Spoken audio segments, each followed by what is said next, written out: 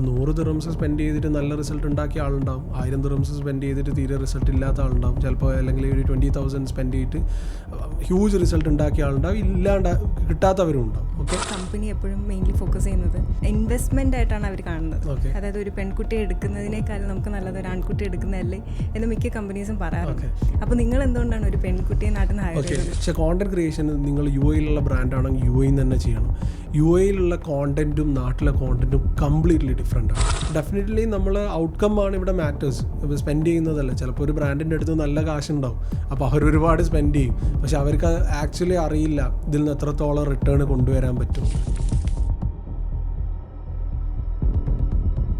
ഞാൻ നിങ്ങളെ വീഡിയോ കണ്ടിട്ടുണ്ടായിരുന്നു, നാട്ടിൽ നിന്ന് ഒരു പെൺകുട്ടിയെ ഇങ്ങോട്ട് കൊണ്ടുവന്ന് നിങ്ങളെ ഒരു ഓപ്പർച്യൂണിറ്റി കൊടുക്കുന്നത്.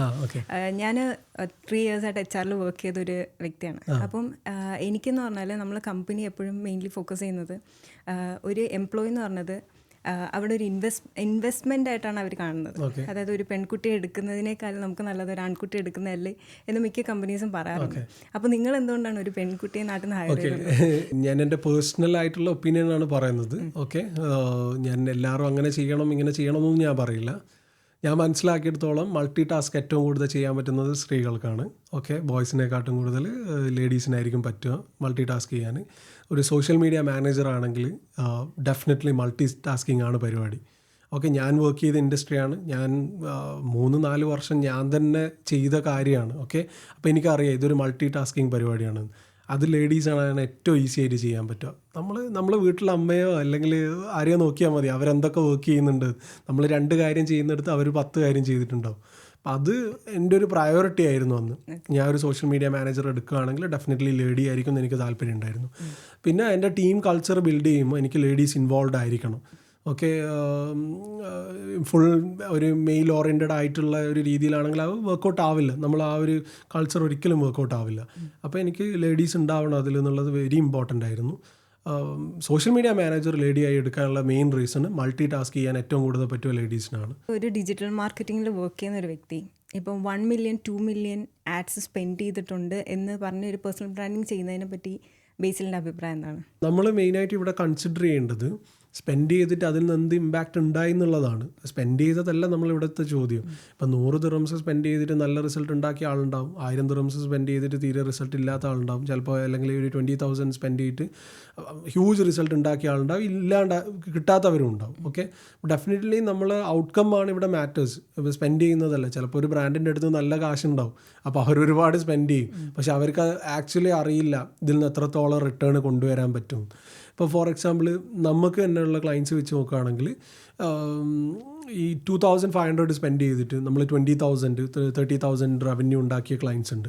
നേരെ മറിച്ച് ചില ഒക്കേഷനിൽ 2,500 സ്പെൻഡ് ചെയ്തിട്ട് 5,000 അല്ലെങ്കിൽ 3,000 മാത്രം റവന്യൂ ഉണ്ടാക്കിയവരുണ്ട്. ഒരിക്കലും സ്പെൻഡിങ് അല്ല ഇവിടെ മാറ്റേഴ്സ്, ഈ ഔട്ട്പുട്ട് എത്ര നമുക്ക് കിട്ടുന്നുണ്ട്, ഔട്ട്കം എന്താണ് വരുന്നത്, അതാണ് മാറ്റേഴ്സ്. പിന്നെ ആൾക്കാർ പ്രൊഫൈൽ കാണിക്കാൻ വേണ്ടിയിട്ട് 2 million സ്പെൻഡ് ചെയ്തിട്ടുണ്ട്, 3 million ഞാൻ സ്പെൻഡ് ചെയ്തിട്ടുണ്ട് എന്ന് പറയും.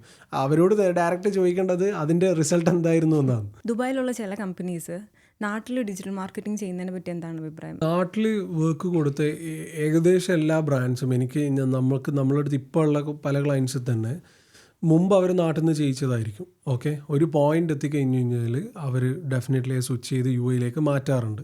ആദ്യത്തെ ഒരു ഇനീഷ്യൽ പീരീഡ്, ഒരു ബ്രാൻഡ് ഗ്രോ ചെയ്യുന്ന ഇനീഷ്യൽ പീരീഡിലായിരിക്കും അവർ ഭയങ്കര കോസ്റ്റ് കൺസേൺ ആയിട്ട് നിൽക്കുന്ന ഒരു സമയം.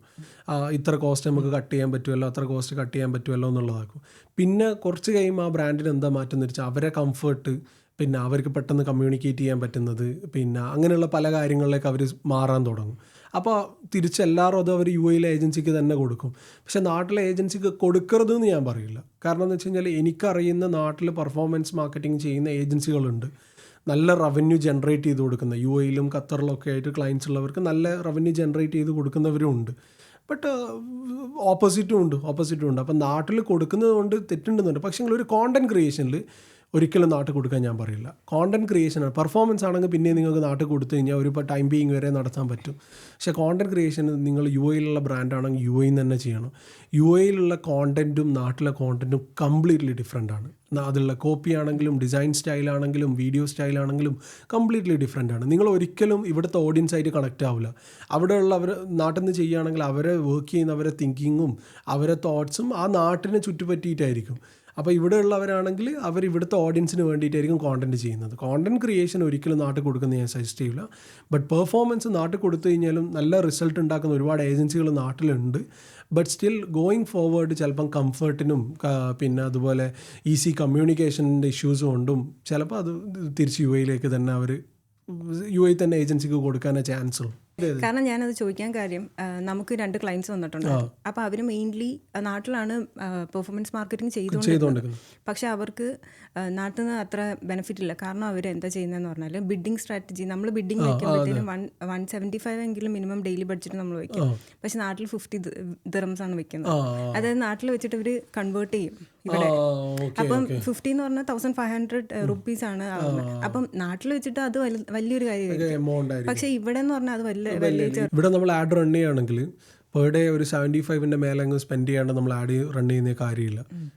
ചുരുങ്ങിയത് ഒരു 100 ദിറംസ് അങ്ങ് പെർ ഡേ എന്തായാലും സ്പെൻഡ് ചെയ്യണം. കാരണം ഇവിടെ അത്രയും ആൾക്കാർ ആഡ് റൺ ചെയ്യുന്നുണ്ട് ഓൾറെഡി. അപ്പോൾ അതിൻ്റെ ഇടയിൽ നിങ്ങളൊരു 50 ദിറംസ് ഇട്ട് കഴിഞ്ഞ് കഴിഞ്ഞാൽ നിങ്ങളൊരു പ്രോപ്പർ ഓഡിയൻസിലേക്ക് എത്തുന്നതിന് മുമ്പേ ആ ദിവസത്തെ എമൗണ്ട് സ്പെൻഡായി പോയിട്ടുണ്ടാവും. അപ്പം ഈസിലി ഒരു 75 മേലെ അല്ലെങ്കിൽ ഒരു 100 ദിറംസിൻ്റെ മേലെ എന്തായാലും സ്പെൻഡ് ചെയ്യണം ഒരു ആഡ് റൺ ചെയ്യുകയാണെങ്കിൽ. ഞാൻ സജസ്റ്റ് ചെയ്യുന്നത് വെച്ച് കഴിഞ്ഞാൽ ഇന്നേ വീക്ക് 1500+ സ്പെൻഡ് ചെയ്യുന്ന പോലെയുള്ളൊരു കപ്പാസിറ്റി നമ്മൾ കണ്ടെത്തണം. കാരണം അതിലുണ്ടാക്കുന്ന ഡിഫറൻസും ഇപ്പോൾ ഒരു 500 ഇന്നേ വീക്ക് ചെയ്തിട്ട് ചെയ്യുന്ന ഡിഫറൻസ് രണ്ടായിരിക്കും. 1500 സ്പെൻഡ് ചെയ്യുകയാണെങ്കിൽ ഹ്യൂജ് റിസൾട്ടായിരിക്കും. അപ്പോൾ നമ്മൾ പൈസ ആലോചിക്കില്ല. ആ റിസൾട്ട് കാണുമ്പോൾ അവർ പിന്നെ അത് അങ്ങനെയാണെങ്കിൽ 1500 തന്നെ ചെയ്താൽ മതി എന്ന് അവർ തന്നെ പറയും. അപ്പോൾ ഒരു 75+ അല്ലെങ്കിൽ 100 ദിറംസ് പെർ ഡേ എന്തായാലും സ്പെൻഡ് ചെയ്യണം.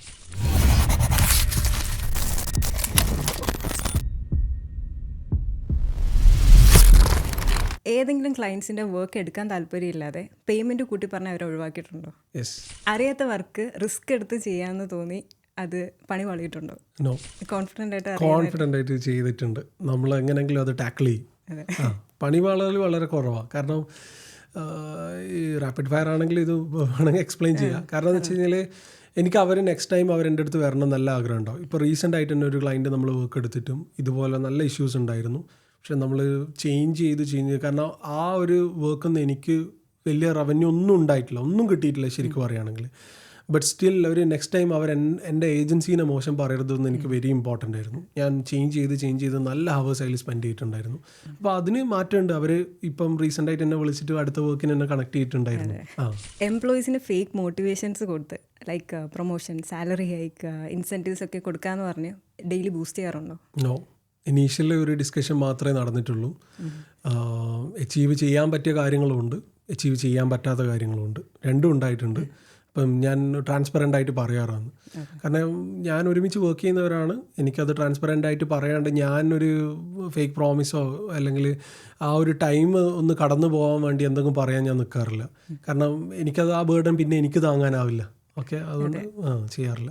അഗ്രസീവ് ആയിട്ടുള്ള ക്ലയൻറ്റായി വർക്ക് ചെയ്തിട്ടുണ്ട്. അവരെങ്ങനെയാണ് ഡീൽ ചെയ്യുന്നത്?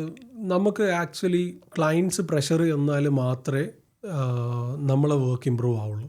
ഞാൻ മനസ്സിലാക്കിയെടുത്തോളം എൻ്റെ ടീമിനെ ഞാൻ എത്ര ഗൈഡ് ചെയ്ത് കഴിഞ്ഞാലും ക്ലയൻസിൻ്റെ ഔട്ട്പുട്ട് ഇത്ര ഈ ഒരു സ്റ്റാൻഡേർഡിൽ വേണ്ടതാണെങ്കിലേ, അങ്ങനെയാണെങ്കിൽ മാത്രമേ ആ ടീമും ആ ലെവലിലേക്ക് എഫേർട്സ് ഇടാറുള്ളൂ. ഇപ്പം സ്റ്റിൽ ടീം എഫേർട്സ് ഡെഫിനറ്റ്ലി ഇടും. ബട്ട് സ്റ്റിൽ നമ്മൾ സ്റ്റാൻഡേർഡ് ഓഫ് ഔട്ട്പുട്ട് ഈ ഒരു ലെവലിൽ വേണമെന്നുണ്ടെങ്കിൽ മാത്രമേ ടീമിന് ഓട്ടോമാറ്റിക്കലി ആ ഔട്ട്പുട്ട് കൊണ്ടുവരാൻ പറ്റുള്ളൂ. അപ്പോൾ അഗ്രസീവായി പ്രഷർ തരുന്ന പല ക്ലയൻസിനോടും നമ്മളും വർക്ക് ചെയ്യാറുണ്ട്. ഇനീഷ്യലി നമ്മൾ ആ pressure as A CEO, as A founder, ഞാൻ ആ പ്രഷർ ഒന്ന് അണക്കാൻ നോക്കും. ഞാനത് മാക്സിമം അത് കാമാക്കാൻ വേണ്ടി ഞാൻ ഇനീഷ്യൽ ഡിസ്കഷനിൽ ട്രൈ ചെയ്യും. അത് മാക്സിമം നമുക്ക് ഇത് ഔട്ട്പുട്ട് തരാൻ പറ്റും, ഇങ്ങനെയാണെന്നുള്ള അവരെ മനസ്സിലാക്കും. ബട്ട് സെയിം ടൈം ആ ഒരു പ്രഷർ അവരുദ്ദേശിച്ച ഒരു ഔട്ട്കം എത്തുക എന്നുള്ളത് നമ്മൾ ഇൻറ്റേർണലി നമ്മൾ ട്രൈ ചെയ്തുകൊണ്ടേയിരിക്കും. അവരെ അറിയിച്ചിട്ടില്ലെങ്കിൽ പോലും നമ്മൾ ആ ഒരു ഔട്ട്കമ്മിൽ എത്താൻ വേണ്ടി ട്രൈ ചെയ്യും. ക്ലയൻറ്റിൻ്റെ സൈഡിൽ നിന്ന് കംപ്ലയിൻറ്റ്സ് വന്ന് എംപ്ലോയീസിൻ്റെ തലയിലിട്ട് സ്കൂട്ടാവാറുണ്ടോ? ഇതുവരെ ഇല്ല. ബട്ട് ചില എംപ്ലോയീസിന് അവരുടെ പൊട്ടൻഷ്യൽ ഹ്യൂജാണ്. അവർക്ക് ആ സിറ്റുവേഷൻ വന്നു കഴിഞ്ഞാൽ മാത്രമേ അവർക്ക് ആ പൊട്ടൻഷ്യൽ എടുക്കാൻ പറ്റുള്ളൂ. അപ്പോൾ അങ്ങനെയുള്ള എംപ്ലോയീസിൻ്റെ മുമ്പിൽ നമ്മൾ ഒരിക്കലും ഇല്ല അവരെ കൊണ്ട് അത് ചെയ്യാൻ പറ്റില്ല, അല്ലെങ്കിൽ ഇങ്ങനൊരു സിറ്റുവേഷൻ വന്നു കഴിഞ്ഞാൽ അവരെ ഇടപെടുത്തരുത് എന്ന് ആലോചിക്കരുത് ഒരിക്കലും. ചിലപ്പോൾ ആ സിറ്റുവേഷനിലാണ് അവർ ത്രൈവ് ചെയ്യുക. ആ സിറ്റുവേഷൻ ഉണ്ടായാലും മാത്രമേ അവർ ത്രൈവ് ചെയ്യാറുള്ളൂ. അപ്പോൾ ആ ഒരു സിറ്റുവേഷനിലൊക്കെ ചിലപ്പം ചില കാര്യങ്ങൾ എന്നെക്കാട്ടും കൂടുതൽ ഹാൻഡിൽ ചെയ്യാൻ പറ്റുന്ന ആൾക്കാരുണ്ടാവും, അവരോട് നല്ല റാപ്പുള്ള ക്ലയൻറ്റ് ഉണ്ടാവും. അപ്പോൾ ഞാൻ പറയും യു ഡു ഇറ്റ്, നീ പറഞ്ഞു കഴിഞ്ഞാൽ അത് കുറച്ചുകൂടി ബെറ്റർ ആവും, അല്ലെങ്കിൽ ഞാൻ പറഞ്ഞാൽ അത് ബെറ്റർ ആവുമെങ്കിൽ ഞാൻ ട്രൈ ചെയ്യും. അങ്ങനെയുള്ള ഒരു ഇതാണ്. അല്ലാണ്ട് ഇന്നേ ആൾ ചെയ്യണം അവൻ്റെ തലയിൽ ഇടുക എന്നുള്ള ഒരു ഇൻറ്റൻഷൻ ഇല്ല. ഓക്കെ. മൈക്രോ മാനേജ്മെന്റ് ചെയ്യാറുണ്ടോ? ഇപ്പോൾ ഓഫീസിൽ മൈക്രോ മാനേജ്മെൻറ്റ് തീരെ ഇല്ല എന്ന് തന്നെ പറയാം. ഓക്കെ. പക്ഷെങ്കിൽ നമ്മൾ ഓപ്പറേഷൻസിൽ ഓൾറെഡി അവരവരെ റെസ്പോൺസിബിലിറ്റി എടുക്കുന്നുണ്ടെന്ന് കാണുമ്പോൾ പിന്നെ നമുക്ക് ഇതിൻ്റെ ഒരു ആവശ്യം വരുന്നില്ലല്ലോ. പിന്നെ ഇനീഷ്യൽ ഫേസിലൊക്കെ 6 months പീരീഡിലൊക്കെ ഫുൾ റെസ്പോൺസിബിലിറ്റിയും പിന്നെ എന്താണ് ഞാൻ ഓരോരുത്തരുടെ കാര്യത്തിൽ ഇടപെട്ട് ചെയ്യുന്നതിന് പകരം അവരെ എഡ്യൂക്കേറ്റ് ചെയ്യാൻ ട്രൈ ചെയ്യാറുണ്ട്. അവർക്ക് എഫേർട്സിൽ എന്തൊക്കെ ഇമ്പ്രൂവ് ചെയ്ത് കൊടുക്കാൻ പറ്റും എന്നുള്ളത് നോക്കാറുണ്ട്. പിന്നെ അതിനെങ്ങനെ ക്വസ്റ്റ്യൻ ചെയ്യുന്ന രീതിയിലുള്ള ഒരു അപ്രോച്ച് ഇതുവരെ വന്നിട്ടില്ല. ബാസിൽ എങ്ങനെയാണ് നേരത്തെ ഓഫീസിൽ പോയിട്ട് എംപ്ലോയീസ് ലേറ്റ് ആയിട്ട് വരുന്ന എംപ്ലോയീസിനെ നോക്കിയിരിക്കുന്ന ആളാണ്? ഞാൻ പൊതുവേ ഇനീഷ്യൽ ഫേസിലൊക്കെ ഏർലി മോർണിംഗ് തന്നെ ഞാൻ എത്താറുണ്ടായിരുന്നു. നമ്മൾ അവിടെയുള്ള കൾച്ചർ എന്താ ബിൽഡ് ചെയ്യേണ്ടതെന്നുള്ളത് അവർക്ക് എക്സിക്യൂട്ട് ചെയ്ത് കൊടുത്തിട്ടുണ്ടായിരുന്നു. ഇതാണ് പ്ലാൻ. കാരണം ഞാനൊരു 9 to 6 മേലെ അധികം വർക്കിൽ എംപ്ലോയീസിനെ ഇൻവോൾവ് ചെയ്യിക്കാത്ത ഒരാളാണ് ഞാൻ. പേഴ്സണലി എനിക്ക് തീരെ ഇഷ്ടമല്ലത്. ഓക്കെ. അതിനുശേഷം അവർ വർക്ക് ചെയ്യണം ഞാൻ അങ്ങനെ ആഗ്രഹിക്കുന്ന ഒരാളല്ല. കാരണം അവർക്ക് ഫാമിലി ഉണ്ട്, പല പല കാര്യങ്ങളുണ്ട്, അതിലൊക്കെ ഇൻവോൾവ് ആവണം. അപ്പോൾ ഡെഫിനറ്റ്ലി എംപ്ലോയീസിന് ഒരു ടൈം പീരീഡ് ഉണ്ടാവും. ആ ടൈം പീരീഡിൽ എത്താൻ വേണ്ടിയിട്ട് എല്ലാവരോടും ഞാൻ പറയാറുണ്ട്. ഇനി ആ ടൈം പീരീഡിൽ എത്തുന്നില്ലെങ്കിൽ നമ്മൾ അതിൻ്റെ മെഷേഴ്സ് എടുക്കണം. ഓക്കെ. പക്ഷേങ്കിൽ ഒരിക്കലും ഞാനതിങ്ങനെ പറഞ്ഞ് ചെയ്യേണ്ട കാര്യങ്ങളല്ല. അവർക്കൊരു റെസ്പോൺസിബിലിറ്റി ഉണ്ട്. They have to do it. അതിൻ്റെ ഔട്ട്കം അവർ കൊണ്ടുവരേണ്ടതാണ്. അതിൽ വിശ്വസിക്കുന്നതാണ്, അവരത് ചെയ്യാറുമുണ്ട്. പിന്നെ ഉള്ളതെന്ന് വെച്ച് കഴിഞ്ഞാൽ ഫ്ലെക്സിബിലിറ്റി ഉണ്ടാകും പല കാര്യങ്ങളിലും. ചിലത് നമുക്ക് ഇപ്പം 9 to 6 മേലെ ആയിരിക്കും ഒരു മീറ്റിങ്ങിന് അറ്റൻഡ് ചെയ്യേണ്ടത്. ഒരാൾ ചിലപ്പോൾ ഒരു റെസ്റ്റോറൻറ്റ് ഓണർ ആണെങ്കിൽ ആൾ രാത്രിയേ അവൈലബിൾ ആയിരിക്കുള്ളൂ. ആളൊരിക്കലും നമ്മൾ 9 to 6 ടൈമിൽ നമുക്ക് കിട്ടില്ല. അപ്പം അന്നേരം ബി ഡിയിലുള്ള ആൾ ചിലപ്പോൾ ഇതിൽ ഇൻവോൾവ് ആവേണ്ടി വരും. അങ്ങനെയുള്ള മാറ്റങ്ങളൊക്കെ വരുത്താറുമുണ്ട്. ഫ്ലെക്സിബിലിറ്റി ഉണ്ട്, ബട്ട് സ്റ്റിൽ 9 to 6 വർക്ക് ചെയ്യേണ്ടതെന്ന് തന്നെ ഞാൻ സജസ്റ്റ് ചെയ്യുന്ന ആളാണ്. കാരണം ഞാൻ വർക്ക് ചെയ്തപ്പോൾ എനിക്കുണ്ടായ കുറേ ബുദ്ധിമുട്ടുകൾ ഉണ്ടായിരുന്നു. ഓക്കെ. 9 to 6 പുറമേ കുറേ വർക്ക് നമുക്ക് ചെയ്യേണ്ടതുണ്ടായിരുന്നു, എന്നാലും മാത്രമേ ഔട്ട്കം കിട്ടുന്നുള്ളൂ എന്നുള്ളത്. പക്ഷേ ആദ്യം നമ്മൾ ആ ഗൈഡ് ലൈൻ കീപ്പ് ചെയ്യാൻ തുടങ്ങിക്കഴിഞ്ഞ് കഴിഞ്ഞാൽ ക്ലയൻറ്റിൻ്റെ അപ്രോച്ചും അതുപോലെയാവും. ആരും ഒരു 10-11 മണിക്കൊന്നും അവർ മെസ്സേജ് അയക്കില്ല. അവർക്കറിയാം നമ്മൾ ഈ ഒരു ടൈമേ ഓഫീസിൽ അവൈലബിൾ ഉള്ളൂ. അപ്പോൾ അവരും അതേപോലെ 9 to 6 അവർ ചിലപ്പോൾ അയക്കും, മെസ്സേജ് അയക്കുകയോ അല്ലെങ്കിൽ മെയിൽ അയക്കുകയോ ചെയ്യും രാത്രി. എന്നിട്ട് അവർ തന്നെ അതിൽ മെൻഷൻ ചെയ്തിട്ടുണ്ടാവും ഫ്രീ ആയതുകൊണ്ട് അയക്കുകയാണ്, നിങ്ങൾ നാളെ നോക്കിയാൽ മതിയെന്ന്. ഓക്കെ. അപ്പോൾ അവരും ആ ഒരു റാപ്പോ ആ ഒരു സ്റ്റൈലിലേക്ക് മാറി വരും.